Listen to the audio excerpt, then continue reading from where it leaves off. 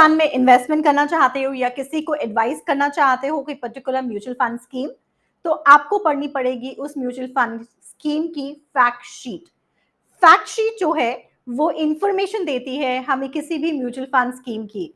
और एक अच्छा इन्वेस्टर बिना फैक्ट शीट को पढ़े समझे आगे इन्वेस्टमेंट नहीं करेगा। लेकिन अगर आपको वो पढ़ना है तो उसमें क्या-क्या चीज़ें हैं जिन पे गौर किया जाएगा, कैसे स्टडी किया जाएगा, वो हम स्टडी करेंगे, वो हम कवर करेंगे आज के इस वीडियो पे with the help of practical example. मैंने 3 अलग-अलग फंड हाउसेस की 3 अलग-अलग फैक्ट शीट्स उठाई हैं, 3 अलग-अलग फंड्स की और उनको हम कंपेयर करेंगे और देखेंगे। Let me clarify, this is not my fund recommendation. मैं नहीं कह रही हूँ कि इनमें से किसी भी फंड में इन्वेस्ट करिए, बट एग्जाम्पल के तौर पर हम इनको फैक्ट शीट को लेकर समझेंगे। पहले शुरू करते हैं कैनरा रेबेको के ब्लू चिप म्यूचुअल फंड से। हम है कैनरा रेबेको म्यूचुअल फंड की फैक्ट शीट्स के अंदर। यहाँ पर ये पूरी बुकलेट आती है जिसमें ये जो फंड हाउस है, म्यूचुअल फंड हाउस है, ये अपने फंड्स के बारे में बताता है। ये सारे इन्वेस्टर्स को मेल पर भी, ईमेल पर भी जाता है। यहाँ पर let's look at one mutual fund which is there large cap fund which is Canara Robeco blue chip equity fund. देखिए ये फैक्ट शीट के अंदर सबसे पहले इन्होंने रिस्कोमीटर बताया है। रिस्कोमीटर बताता है कि जो फंड है वो लो रिस्क है, लो टू मॉडरेट रिस्क है या फिर हाईली रिस्की फंड है। और यहाँ पर जैसे आप देख सकते हो it's a very very risky fund. इसके अलावा यहाँ पर ये भी बताता है कि ये जो फंड है कौन से तरह के इन्वेस्टर्स के लिए सूटेबल है। Of course it is capital appreciation, long term returns बता रहा है। फैक्ट शीट के अंदर आपको हमेशा फंड का ऑब्जेक्टिव मिल जाएगा कि वो किस तरह का फंड है और कहाँ पर इन्वेस्टमेंट करेगा। यहाँ पर अगर आप देखोगे तो उन्होंने क्लियरली बताया है कि लार्ज कैप फंड है और ओपन एंडेड फंड है। लार्ज कैप मतलब ये उन कंपनीज में इन्वेस्ट करेगा जो टॉप 100 कंपनीज हैं इंडिया के अंदर in terms of market capitalisation. और ओपन एंडेड मतलब इन्वेस्टर कभी भी एंटर और एग्जिट कर सकता है। अगली चीज जो फैक्ट शीट में हमेशा पढ़ी जाती है वो पढ़ा जाता है मंथ एंड एयूएम या मंथली एवरेज एयूएम। एयूएम मतलब होता है एसेट अंडर मैनेजमेंट। मतलब कि इसको कॉपस भी बोला जाता है कि ये जो पर्टिकुलर स्कीम है उसमें टोटल कितना पैसा लोगों का लगा हुआ है या उसकी जो पैसा लगा है उसकी वैल्यू कितनी है। तो यहाँ पर 8,000 करोड़ रुपए के पैसे लोगों के जो इन्वेस्टर्स के पैसे हैं वो लगे हुए हैं। ये आपको NAV that is net asset value मतलब एक स्कीम का, म्यूचुअल फंड स्कीम के यूनिट्स होते हैं तो एक यूनिट का कितनी वैल्यू है वो भी बताया गया है। तो डायरेक्ट प्लान में आप देख सकते हो ग्रोथ ऑप्शन के अंदर 45 है, रेगुलर में 40 है। रेगुलर प्लान आईडीसीडब्ल्यू मतलब इनकम डिस्ट्रीब्यूशन कैश विड्रॉल, वो डायरेक्ट प्लान और रेगुलर का भी अलग अलग दिया हुआ है। बहुत ज्यादा डिफरेंस है एनएवी का। डायरेक्ट प्लान 8 साल पहले अप्रोक्सीमेटली स्टार्ट हुए थे जहां पर जो इन्वेस्टर है वो डायरेक्टली इन्वेस्ट कर सकता है। He need not route the transaction through a distributor, मतलब डिस्ट्रीब्यूटर का जो कमीशन या इनकम मिलता है वो इन्वेस्टर का बच जाता है। उसके बाद एसेट एलोकेशन, ऑफ कोर्स ये लार्ज कैप कैटेगरी के अंदर आ रहा है तो वो बताएगा कि लार्ज कैप फंड में उसने कितना डाला हुआ है। मिनिमम इन्वेस्टमेंट जो भी इस फंड में आप कर सकते हो, अगर आपको लमसम एक साथ सारा पैसा डालना है या आप एसआईपी सिस्टमैटिक इन्वेस्टमेंट प्लान, वो अगर आप मंथली फ्रीक्वेंसी पर डालना चाहते हो या किसी भी दिन में डालना चाहते हो तो आपको कितना डाल सकते हो।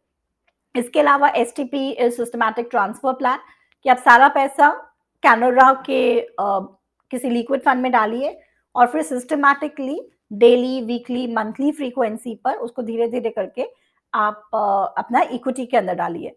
एसडब्ल्यूपी आपका सिस्टमैटिक विड्रॉल प्लान है, मतलब हर महीने आप पैसा निकाल सकते हो। तो ये पर्टिकुलर स्कीम में ये चारों चीजें अलाउड है। प्लान्स का ऑप्शंस इन्होंने दिया हुआ है, रेगुलर प्लान री इन्वेस्टमेंट, रेगुलर प्लान पे आउट और रेगुलर प्लान ग्रोथ। इसके अलावा यहाँ पर आपको एक्सपेंस रेशियो भी कवर होता है और आप देख सकते हो बहुत डिफरेंस है। रेगुलर प्लान में 1.86 है और डायरेक्ट प्लान में 0.38% है। मतलब कि इस फंड में ऑब्वियसली जो डिस्ट्रीब्यूटर्स हैं उनको अच्छी खासी इनकम मिलती होगी, अच्छी खासा कमीशन मिलता है और आई मीन इट्स ऑलमोस्ट 1.48% का दोनों में डिफरेंस है जो अगर डायरेक्ट प्लान से आप इन्वेस्ट करो आपके रिटर्न के अंदर एड अप हो जाएगा। बेंचमार्क भी यहाँ पर बताया जाता है। फंड हाउस को अपना बेंचमार्क करना होता है। बेंचमार्क हुआ कि मेरी जो रिटर्न है वो हम मेजर कैसे करेंगे। तो यहाँ पर इन्होंने S&P BSE 100 लिया हुआ है। फंड मैनेजर के नाम भी यहाँ पे रहते हैं। फंड मैनेजर का ओवरऑल एक्सपीरियंस भी इन्होंने दिया हुआ है और ये भी बताया कि इस फंड को वो कैसे मैनेज करते हैं। तो श्री दत्ता भदवालदकर इसके फंड मैनेजर है और 15 साल का टोटल एक्सपीरियंस है, लेकिन इस फंड को वो टिपिकली हमारे 6 सालों से मैनेज कर रहे हैं। पोजिशनिंग मेंशन है यहाँ पर। यहाँ पर लिखा हुआ है कि ये जो फंड है provides a blend of growth and value style investing. So 2 तरह की इन्वेस्टिंग रहती है, फिलॉसफीज रहती हैं। एक होता है ग्रोथ, जिसके अंदर मैं वो कंपनीज पकड़ती हूँ जो मे बी आज के डेट में हाईली प्राइस्ड है, क्योंकि सब एक्सपेक्ट करते हैं कि वो हमको बहुत अच्छा रिटर्न देगी इमीडिएटली। उसको कहा जाता है ग्रोथ स्ट्रैटेजी। वैल्यू स्ट्रैटेजी होता है कि मैं एक ऐसे फंड में इन्वेस्ट करती हूँ, जहाँ पर एक ऐसा स्टॉक खरीदती हूँ, जिसका अच्छी कंपनी है, मुझे पता है कि ये वैल्यू बाय है, लेकिन फिलहाल कोई किसी भी रीज़न से वो मुझे कम प्राइस पे अवेलेबल है। तो अंडर परफॉर्म किया है कंपैरेटिवली उस स्टॉक ने किसी भी वजह से, लेकिन अंदर से उस कंपनी की इंट्रिंसिक वैल्यू बहुत स्ट्रांग है। उसे वैल्यू इन्वेस्टिंग कहा जाता है और यहाँ पर फंड मैनेजर क्लेम कर रहे हैं कि वो दोनों फिलॉसफी का ब्लेंड फॉलो करते हैं। क्वांटिटेटिव इंफॉर्मेशन है, इसके अंदर 4 चीज़ें तो मेंशन्ड है। हमारे सेबी ने बोला हुआ है कि सारे फंड हाउसेस को दिखानी ही दिखानी है। वो है स्टैंडर्ड डेविएशन। स्टैंडर्ड डेविएशन मतलब कि एक जो फंड है वो अपनी एवरेज रिटर्न से कितना फ्लक्चुएट करता है, कितना ऊपर-नीचे जाता है, वॉलेटाइल कितना है। तो इसका स्टैंडर्ड डेविएशन 18.34 है। देखिए स्टैंडर्ड डेविएशन अपने में कोई उसका फ़ायदा नहीं है unless I compare it with some other fund. फिर पता चलेगा कि ये फंड कितना मतलब अच्छा है इसका स्टैंडर्ड डेविएशन कि नहीं। पोर्टफोलियो बीटा मतलब कि ये जो फंड है इसकी ये कितना अग्रेसिव है मतलब एज़ अगेंस्ट मार्केट। तो अगर बीटा आपका 1 से कम है तो ये कम अग्रेसिव होता है और 1 से ज़्यादा है तो ये ज़्यादा अग्रेसिव होता है। बीटा का एक मैंने अलग से वीडियो भी बनाया है जो आप देख सकते हो। पोर्टफोलियो टर्नओवर रेशियो का मतलब होता है कि जो फंड मैनेजर है, वो कितनी बार अपने स्टॉक्स को जो उसके म्यूचुअल फंड के अंदर उसने रखे हुए हैं, उनको खरीदता और बेचता है। 45 टाइम्स पोर्टफोलियो रेशियो मतलब कि ये जैसे इसका जो एयूएम है, वो है 8,000 करोड़ और मतलब ये 45% जो अपना पोर्टफोलियो है, उसको खरीदते या बेचते हैं। उस तरह से पोर्टफोलियो टर्नओवर रेशियो होता है। ज़्यादा पोर्टफोलियो टर्नओवर रेशियो मतलब कि जो फंड मैनेजर है, वो फंड को स्टॉक्स को बहुत बार चर्न करता है। स्टैंड अलोन फ़ायदा नहीं है, लेकिन over a period of time हम देख सकते हैं। वो वाले फंड हाउसेस जहाँ पे पोर्टफोलियो टर्नओवर रेशियो बहुत हाई रहेगा, वहाँ पर जो फंड मैनेजर है, हो सकता है उनको कन्विक्शन नहीं है अपनी खुद की इन्वेस्टमेंट पे, इसलिए ज़्यादा खरीदते और बेचते हैं। और ये भी हो सकता और ऑफ कोर्स उसका एक्सपेंस रेशियो भी ज़्यादा होगा क्योंकि जितनी बार फंड मैनेजर बेचेगा, खरीदेगा, उतनी बार उनको टैक्स भी पे करना होता है। और लेकिन ये मार्केट डायनामिक्स पे, मार्केट कंडीशंस पे भी डिपेंड करता है। अगर अपॉर्च्युनिटी है तो वो खरीद कर बेचकर सेम स्टॉक्स को दोबारा भी खरीद सकते हैं। आर स्क्वेयर्ड बताता है बेसिकली कोरिलेशन कि जो हमने अगर डायरेक्टली इंडेक्स में इन्वेस्ट किया होता है वर्सेस यहाँ पे फंड में उसका कोरिलेशन क्या है उसके बेंचमार्क से। शार्प रेशियो बताता है कि for every unit of risk that this fund has taken उसने मुझे कितना रिटर्न दिया है minus my risk free return. तो शार्प रेशियो यहाँ पे 0.58 है। Again Sharpe ratio stand alone का फायदा नहीं है, हमें इसे किसी और फंड के साथ हम कंपेयर कर रहे हैं सिमिलर फंड के साथ, तो हम देख सकते हैं कि इसका शार्प रेशियो कितना है और दूसरे फंड का शार्प रेशियो कितना है। उसके बाद आते हैं पोर्टफोलियोज में। आप देख सकते हो कि इसने इक्विटी लिंक में अपने कौन-कौन से स्टॉक्स में इन्वेस्टमेंट किया है। इसके अलावा इंटरेस्टिंगली यहाँ पर मनी मार्केट इंस्ट्रूमेंट्स में उन्होंने 5.13% का इन्वेस्टमेंट किया हुआ है। 5.13 इनटू मनी मार्केट इंस्ट्रूमेंट मतलब वो काफ़ी कैश पे बैठे हुए हैं। ये हेल्प करता है कि अगर रिडेम्पशन प्रेशर्स आते हैं उसको भी वो मैनेज कर सकता है फंड, मतलब लोग निकालना चाहते हैं तो वो यहाँ से मनी मार्केट इंस्ट्रूमेंट क्योंकि लिक्विड रहते हैं, इनको कैश में कन्वर्ट करना आसान है, तो वहाँ से भी पैसे दे सकते हैं या हो सकता है कोई और अपॉर्च्युनिटी आती है इन्वेस्टमेंट अपॉर्च्युनिटी, तो वो यहाँ से निकाल सकते हैं। इंटरेस्टिंगली ये पर्टिकुलर जो फंड हाउस है, इसने अपनी फैक्ट शीट का जो ये वाला मेन पेज है, उसके अंदर जो हम फंड देख रहे हैं कैनरा रेबेको, यहाँ पर उसे रिटर्न्स नहीं मेंशन किए। रिटर्न्स फंड हाउस ने अपने किसी और पेज पे मेंशन किए हैं। So let's go to that page number 29, जहाँ पे इस फंड का हमें रिटर्न्स दिख जाएंगे। तो अब लास्ट 1 ईयर का रिटर्न अगर देखते हैं ब्लू चिप फंड में, तो ये जो फंड है इसने नेगेटिव रिटर्न दिया है 3.65% का। बेंचमार्क भी नेगेटिव ही रहा है।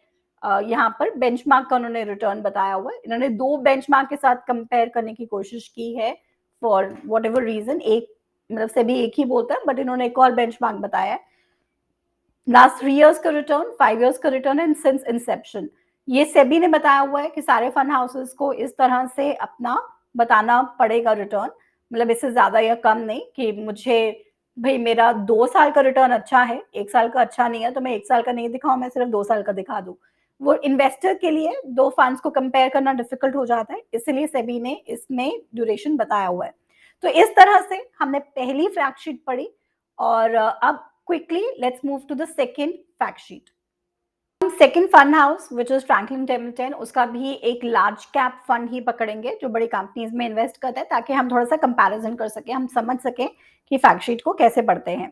तो यहाँ पर अगेन इन्होंने टाइप ऑफ फंड लिखा है, लार्ज कैप फंड है, स्कीम कैटेगरी मेंशन की है, स्कीम कैरेक्टरिस्टिक्स दिए हैं, 80% लार्ज कैप फंड में इन्वेस्टमेंट होता है। कैटेगराइजेशन सेबी ने अंदर देकर रखा हुआ है।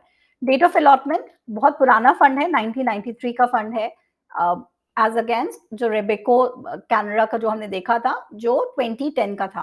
फंड मैनेजर्स के नाम देके रखे हुए हैं, और ये भी बताया हुआ है कि ये कब से हमारे साथ इन्वेस्टमेंट कर रहे हैं। बेंचमार्क इन्होंने निफ्टी 100 लिखा है, हमारे रेबेको कैनरा का BSE 100 था।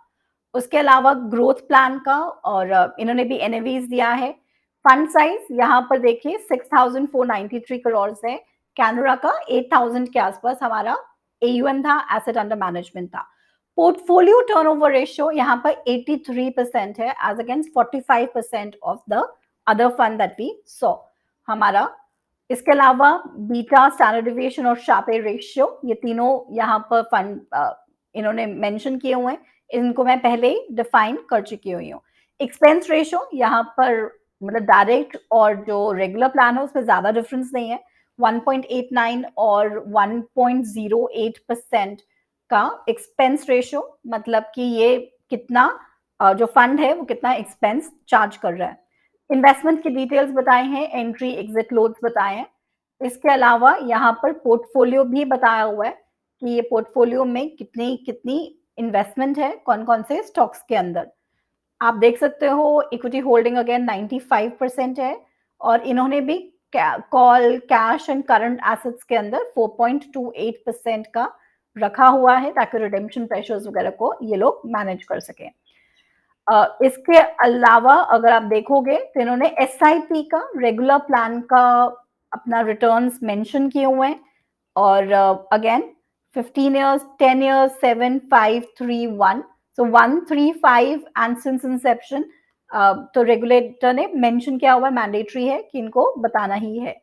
इन्होंने इंडस्ट्री वाइज एलोकेशन भी बताया हुआ है, और प्लस अगर हमें प्रोडक्ट का रिस्कोमीटर यहाँ पर अगर आप देखोगे इस पर्टिकुलर पेज के अंदर नहीं है, फ्रैंकलिन टेम्पल्टन की फैक्ट शीट के अंदर, उसका इन्होंने नीचे लिखा हुआ है, will have to go to page number 56 and 60। तो एक बार इसका भी रिस्कोमीटर हमेशा चेक करना चाहिए। Again Franklin blue chip is a highly risky fund इसके अंडर।